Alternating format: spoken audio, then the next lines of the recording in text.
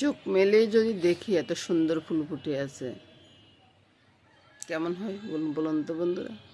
খুব ভালো লাগে না? পাখির কলরবে সকালটা মুগ্ধ। শোয়ার থেকে শুনতেছি পাখি খুব সুন্দর গান গাইতেছে। এখন তো বসন্ত, বসন্ত মানে পাখির ডাক, বসন্ত মানে ফুলের সৌন্দর্য, বসন্ত মানে কোকিলের কো কো ডাক। এ নিয়েই তো বসন্ত। খুব সুন্দর লাগতেছে সকালটা। সকাল সকাল যদি দুইটা ফুলের সাথে যদি মিতালি না করি তাহলে কেমন লাগে বলুন তো? খুব সুন্দর না দুইটা ফুল ফুটছে? ভালো করে দেখাই। দুইটা ফুল কত সুন্দর হয়ে ফুটছে দেখুন। এক দেয়ালে দুইটা ফুল ফুটছে। এই দুইটা ফুলে আসনটা অনেকটা উজ্জ্বল করে ফেলবে। বুঝলেন, জানান যাচ্ছে যে আমরা যাচ্ছি।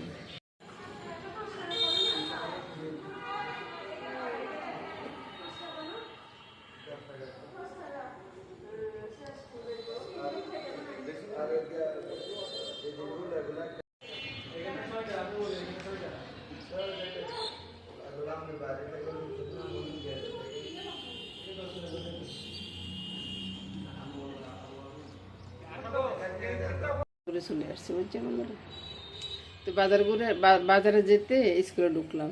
স্কুলে ঢুকে স্কুলে সুন্দর সুন্দর ফুল বা সব কিছু, সব স্কুল থেকে অনেকগুলো ফুল কিনে নিচ্ছি আর কি। তো এই স্কুলে অনেকগুলো ফুল হচ্ছে, সুন্দর সুন্দর ফুল। তো স্কুলের ফুলগুলা দেখুন কত সুন্দর। আর বাজার করে চলে আসলাম, এর ফাঁকে বাজার টাজার করে বাসায় চলে আসলাম আর কি।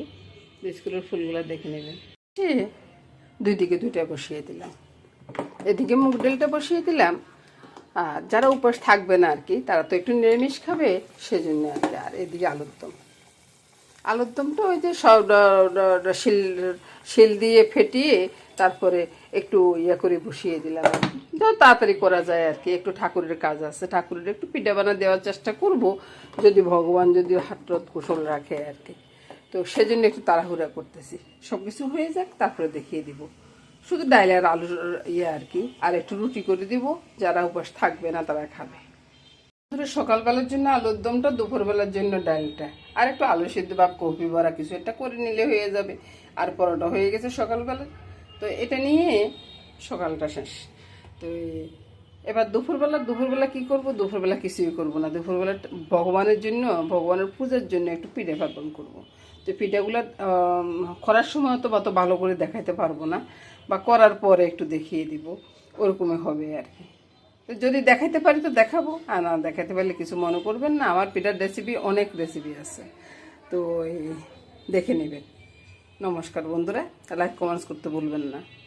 পূজার ঘর ফুলে ফলে সব কিছু দিয়ে সাজানো, পিঠা করবো, একটু চাল ভেজানো আছে, সব নিয়ে বন্ধুরা আজকের পুরো দিনের কাজকর্ম আর কি। এর আগেও একবার বলছি, রান্নাঘরে কী করছি সেটাও দেখাইছি।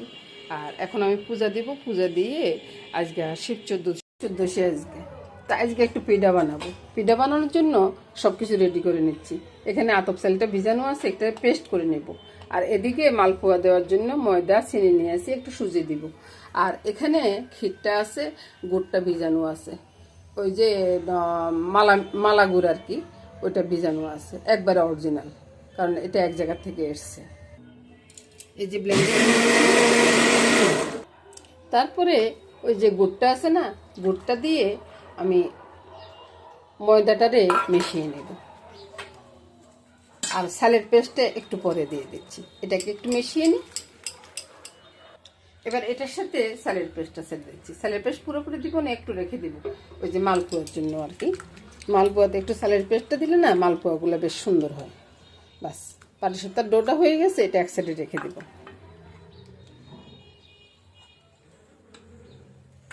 এবার পরেরটা চলে আসতেছি। এই যে সুজি, চিনি, একটু ওই যে মিষ্টি জিরা দিছি, বুঝছেন বন্ধুরা? আপনারা একটু দিয়ে দেখবেন, ভালোই লাগে। চিনিটা জ্বলে গেলে একটু জল ছেড়ে দেবে। আর আমি এটাকে ধুয়ে, জারটা ধুয়ে আর একটু জল দিয়ে দিব, তাইলে হয়ে যাবে।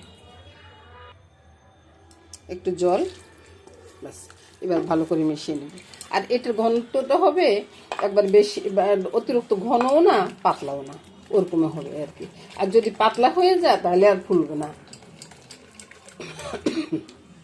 পিঠার রেসিপি তো বন্ধুরা আমি সবসময় দিই, আর অনেক সময় দেখা যায় যে আমি গোলাটা দেখাই না আর কি, এমনি পিঠাগুলা দিয়ে দিচ্ছি।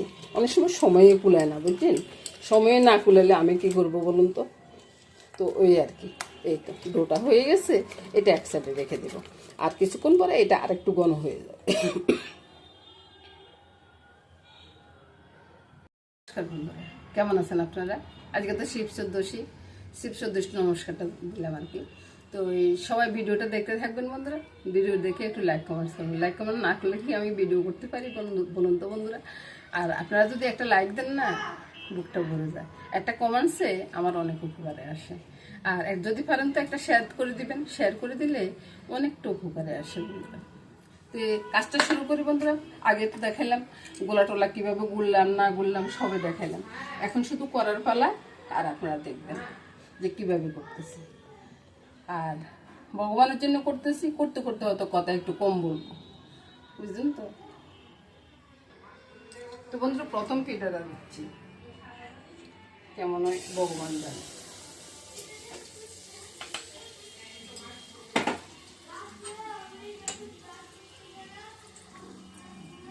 আশা করি ভালোই হবে।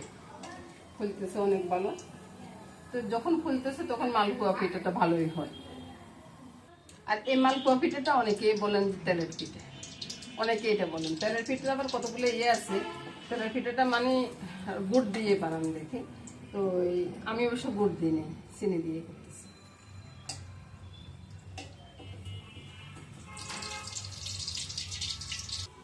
প্রথম পিঠাটা করে উঠিয়ে নিলাম। আর তেলটা একটু বেশি গরম ছিল, ওই জন্য একটু লাল হয়ে গেছে, বুঝছেন?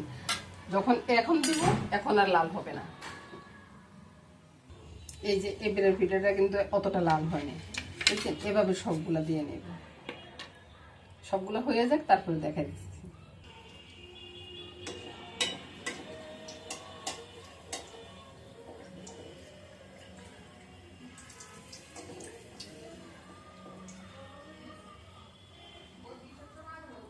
এই তো রেডি হয়ে গেল মালপোয়াগুলা। এবার বন্ধুরা পাটিসাপটাগুলো ভাজবো। তো পাটিসাপটাগুলো প্রথমটা দিই আগে কড়াইটা একটা টিস্যু পেপার দিয়ে তেলগুলো সরিয়ে ফেললাম। টিস্যু পেপার দিয়ে কড়াইটা মুছে নিচ্ছি, বুঝলেন তো? ভালো করে মুছে নিচ্ছি। মুছে গোলাটাকে আবারও একটু গুলে নিচ্ছি। প্রথমটা দিয়ে দেখি কেমন হয়। এটা হচ্ছে যে ভগবানের কেমন খাবে সেটার উপর নির্ভর করবে আর কি। ভগবান যদি ভালো চায় ভালোই হবে, আর না হলে খারাপই হবে, কিচ্ছু করার নেই আমার। আর আমি ওই যে কড়াইতে দিতে একটু অভ্যস্ত। আমি ওই পাইখানে দিতে আমার তেমন একটা ভালো লাগে না। ওই যে দেখুন ক্ষীরটা দিয়ে দিছি, এবার উল্টে নিব, বুঝলেন তো? যদি প্রথমটা যদি ভালো উল্টে তাহলে মনে করতে হবে যে পিঠাটা আর কোনো সমস্যা করবে না। এই তো ভালোভাবে উল্টে যাচ্ছে, দেখুন। আমি কিন্তু তেল দিয়ে পাটিসাপটা পিঠাটা করি না। অনেকে আছেন যে ওই যে কলার ডোগা বা বেগুনের ইয়ে দিয়ে একটু তেল বসে লাগাই দেন, তারপরে যে আপনারা পিঠা করেন। আমি কিন্তু এরকম করি না, আমি তেল দিই না। তেল না দিয়ে পাটিসাপটাটা করে নিই। একইভাবে আরেকটা দিয়ে দিছি, এবার ক্ষীরটা দিয়ে। আর ক্ষীরটা একটু আজকে শক্তই হয়ে গেছে, বুঝছেন? ক্ষীরটা দিয়ে দিলাম। এবার ওই আগেরটার মধ্যে উল্টে দিব, এভাবে করে আগেরটার মধ্যে উল্টে দিব। আর বন্ধুরা ক্ষীরটা যদি আপনারা আগে করে রাখেন না, তাহলে করতে আপনাদের অনেক সুবিধা হবে, বুঝছেন তো? আমার কত দেখা যাচ্ছে না। একে একে আমি সবগুলো পাটিসাপটা একইভাবে দিয়ে দিচ্ছি। কোনোটাতে কম বেশি কিছু হচ্ছে না। আর যতবার পাটিসাপটাটা দিই ততবারে একটু মুছে দিই কড়াইটাকে কিছু দিই, তাহলে আর আটকাবে না। আর বন্ধুরা ওই যে কড়াইতে অনেকক্ষণ পর্যন্ত তেলটা রাখি দিলে বা কিছু ভাজার জিনিস থাকলে আপনার আগে ভাজিটা করে নেবেন, যেমন আমি মালপোয়াগুলো ভেজে নিছি, তেমন আপনারাও যদি এরকম কিছু থাকে বড়া ভাজি এগুলো আগে করে নেবেন। করে নিয়ে ওই করিয়াতে পাটিসাপটা দিলে না পাটিসাপটাগুলো চঞ্চল উঠে যায়। আর যদি বড়া ভাজি না করার থাকে তাহলে আপনারা কি করবেন, তেলটা দিয়ে লো হিটে অনেকক্ষণ পর্যন্ত করিয়াতে রাখে দিবেন। তেলটা নামিয়ে নেবেন, করিয়াটা মুছে মুছে দিয়ে ফেলতে পারবেন আর কি।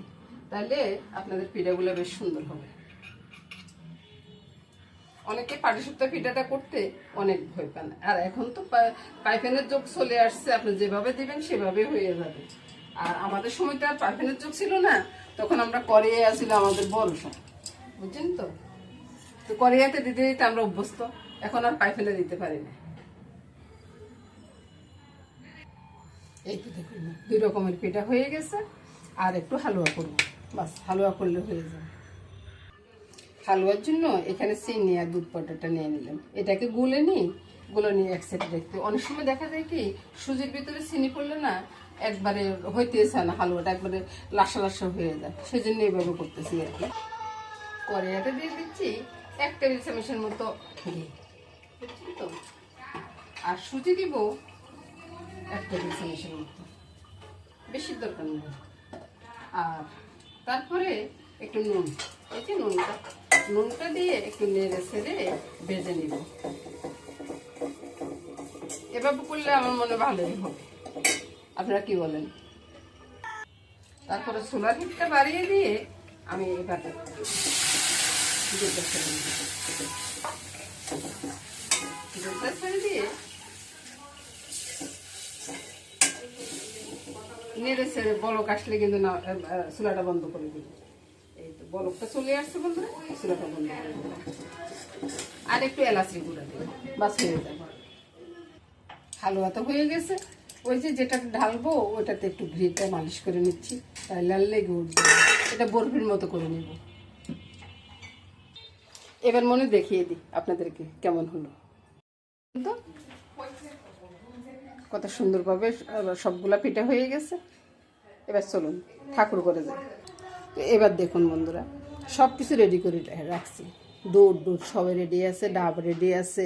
তারপরে ওই যে ঘরে পূজা দিয়ে ঘরের পূজার বাটাটাও রেডি করে রাখতেছি। আস্তে আস্তে এবার পিঠাগুলা দিয়ে সাজিয়ে দিব। তারপরে মন্দিরে যাওয়ার জন্য একটা নৈবেদ্য সাজাবো, তারপরে ডাব সব কিছু নিয়ে মন্দিরের উদ্দেশ্যে রওনা দিব। এই হলো আজকের ভিডিওটা বন্ধুরা, এখানে শেষ করব। তো সবাই ভালো থাকুন, সুস্থ থাকুন, সুন্দর থাকুন, এই কামনাই করব। তো আগামী দিন আমি হয়তো বা মন্দিরে যে যাবো, যে তখন ওই মন্দিরের একটু ভিডিও করে নিব আর কি, ওইটাই দেখতে পাবেন। আজকের ভিডিওতে সেটা থাকবে না। তো সবাই ভালো থাকুন, সুস্থ থাকুন, সুন্দর থাকুন বন্ধুরা, এই কামনাই করব। এটা মনে আগেও একবার বলছি, সবাই শিব চতুর্দশীটা খুব সুন্দরভাবে উদযাপন করুন। যারা সীতাকুণ্ড গেছেন তারাও সুন্দরভাবে ফিরে আসুন, সেটাই কামনা করব। নমস্কার বন্ধুরা।